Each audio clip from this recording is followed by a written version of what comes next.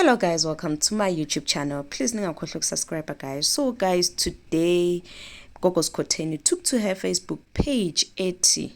Guys, Mamelani, God loves you. I suffered for 2.5 years with my son, but I got used to it when he started getting better.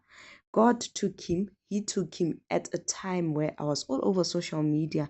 Angazi for what, and yes, kuyangifanela ukuthi ngithwele ngaye because I am a young sangoma who unfortunately got blessed ngempilo and other things.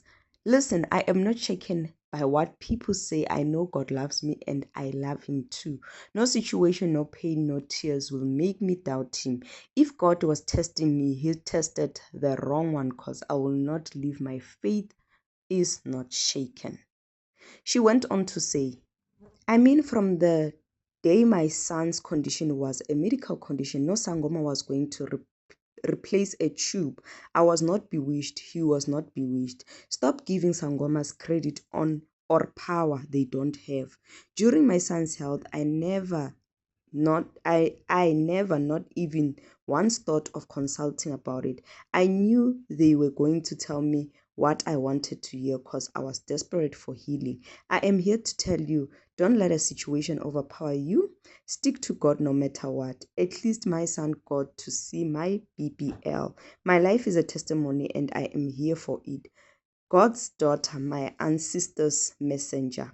So, guys, you've got it from Ogogo's Koteni, who went through a lot, guys. We know that she lost her son just a few days back, and this Saturday she was just laying him to rest. And we know that, guys, it hasn't been easy for her because losing a loved one indeed is a difficult thing and a painful thing to ever experience. But anyway, guys, please do comment below and let me know what you have to say about what she said.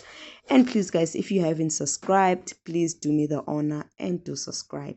Thank you.